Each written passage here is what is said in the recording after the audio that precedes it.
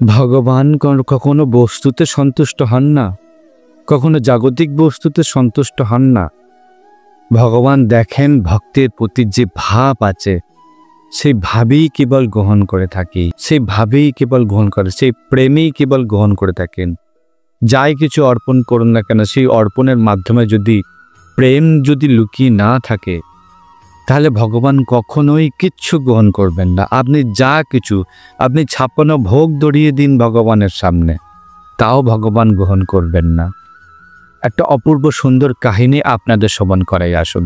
ভগবান শ্রীকৃষ্ণ যখন দ্বারকার রাজা ছিলেন, দ্বারকাধীশ ভগবান ছিলেন, সেই সময় ভগবান শ্রীকৃষ্ণ একবার ঘোষণা করেছিলেন যে আমি নিজের হাতে দ্বারকা নগরীতে একটা ছোট্ট একটা মন্দির নির্মাণ করতে চাই, আর এই মন্দির নির্মাণের জন্য আমার দান দরকার।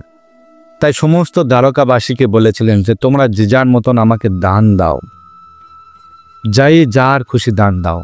তো সেই সময় যত ধনী বণিকরা ছিল, অভিজাতরা ছিল, যত সব ছিল, সবাই বিভিন্ন সমস্ত স্বর্ণ অলঙ্কার, চন্দন বস্তু, বিভিন্ন রকম দামি দামি বস্তু ভগবান শ্রীকৃষ্ণকে দান করছিলেন। কিন্তু সেই দ্বারকা নগরীতে এক বৃদ্ধা মহিলা থাকতেন, নাম মালিনী। এই মালিনী নিজের হাতের ফুল তুলতেন আর ফুলের মালা গেঁথে বাজারে বিক্রি করতেন। সেই মালা গেঁথে বিক্রি করেই তার পেট চলত। মালিনী যখন জানতে পারলেন, এই বৃদ্ধা মহিলা মালিনী যখন জানতে পারলেন যে দ্বারকানগরী ভগবান শ্রীকৃষ্ণ যে সবার জন্য আদেশ করেছেন যে যার সামর্থ্য অনুযায়ী সে দান করুক, এই মন্দিরের উদ্দেশ্যে কিছু না কিছু দান করুক, তো সবাই দান করছিলেন। কিন্তু বৃদ্ধা মহিলা মালিনী চিন্তা করলেন যে আমি কি দান দেব, আমার কাছে ফুলের মালা ছাড়া আর কিছুই তো নেই, তাই আমি ফুলের মালাই আমি দান করব। খুব সুন্দর ফুলের মালা গাঁথলেন।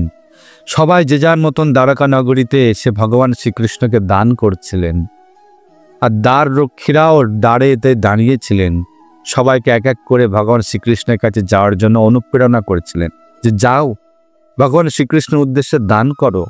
সবার শেষে যখন বৃদ্ধা মহিলা মালিনী এলেন খুব সুন্দর ফুলের মালা গেঁথে, যখন এই বৃদ্ধা মহিলা মালিনীকে দেখে দ্বাররক্ষীরা তাকে বললেন, আরে তুমি ভিতরে যাওয়ার যোগ্য নাও।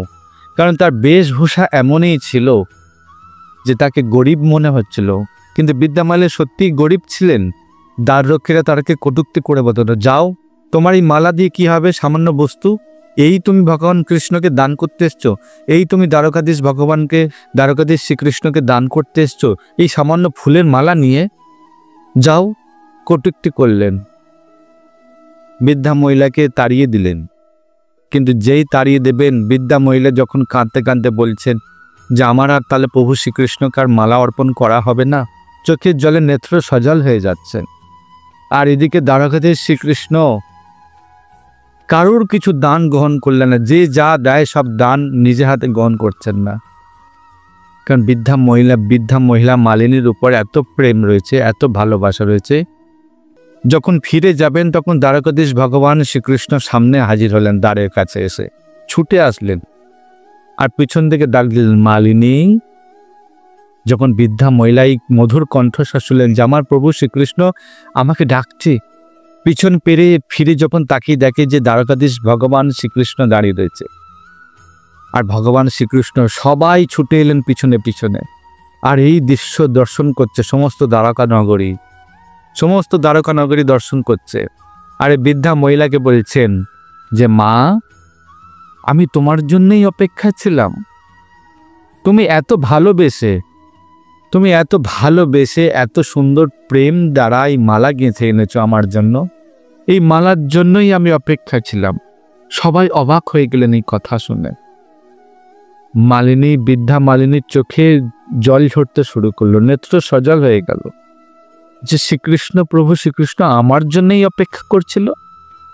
শ্রীকৃষ্ণ মালিনীর হাত ধরে ভিতরে ডেকে নিয়ে গেলেন, আর সেই বৃদ্ধা মাকে বললেন, মা, এই যে মালা তুমি গেঁথেছো, এই প্রেমের দ্বারা গেঁথেছো, এই ভক্তির দ্বারা গেঁথেছো, এই মালা স্বয়ং নিজের হাতে আমায় পরিয়ে দাও। দান তো দূরের কথা, নিজের হাতে আমায় পরিয়ে দাও। সবার সামনে দ্বারকাধীশ ভগবানকে মালিনী বৃদ্ধা মহিলা সে সুন্দর প্রেম দ্বারা গাঁথা সেই মালা ভগবান শ্রীকৃষ্ণকে পরিয়ে দিলেন। ভগবান শ্রীকৃষ্ণ বোঝাতে চাইলেন সমস্ত দ্বারকা নগরীবাসীদের উদ্দেশ্যে, আমাকে যা দান দাও সে দানের মধ্যে যদি ভক্তি না থাকে, প্রেম যদি না থাকে, আমি কিছুই গ্রহণ করি না। কারণ এই বৃদ্ধা মহিলা তিনি প্রেম দ্বারা এই মালা গেঁথেছিল। এই মালাই আমার কাছে সর্বস্ব, এই মালাই আমার কাছে উৎকৃষ্ট। এই মালার উজ্জ্বল এত হতে থাকলো, সবাই অবাক হয়ে গেলেন। ভগবান শ্রীকৃষ্ণের গলা একদম উজ্জ্বল বেশে মালার উজ্জ্বলিত হতে থাকলো। আর মালিনীকে বললেন যে মা, তোমার জন্য একটু অপূর্ব সুন্দর ফুলের বাগান তৈরি করে দেওয়া হচ্ছে। সেই ফুলের বাগানে তুমি সুন্দর সুন্দর ফুল তুলবে আর আমাকে অর্পণ করবে। সেখান থেকেই মালিনী সেই ফুলের বাগানে সুন্দর সুন্দর ফুল তুলতেন আর দ্বারকাধীশ ভগবান শ্রীকৃষ্ণের জন্য ফুলের মালা অর্পণ করতেন প্রেমের দ্বারা, আর সেই মালা ভগবান শ্রীকৃষ্ণকে পরাতেন। দেখুন ভগবান কেমনভাবে ভক্তকে কৃপা করেন। তো সেই জন্য বস্তু নয়, ভাব দরকার, ভক্তি এবং প্রেম দরকার। যাই কিছু অর্পণ করো না কেন, তাতে ভক্তি এবং প্রেম যদি সমাহিত না থাকে তাহলে কিছুই, সবটাই ব্যর্থ। ছোট্ট এই কাহিনীটা কেমন লাগলো বলুন? যদি ভালো লাগে বেশি করে শেয়ার করো না, এবং এইরকম সুন্দর সুন্দর কাহিনী শোনার জন্য চ্যানেলটিকে অবশ্যই সাবস্ক্রাইব করে পাশে থাকুন। ভালো থাকবেন, সুস্থ থাকবেন। জয় দ্বারকাধীশ ভগবান কি জয় হোক।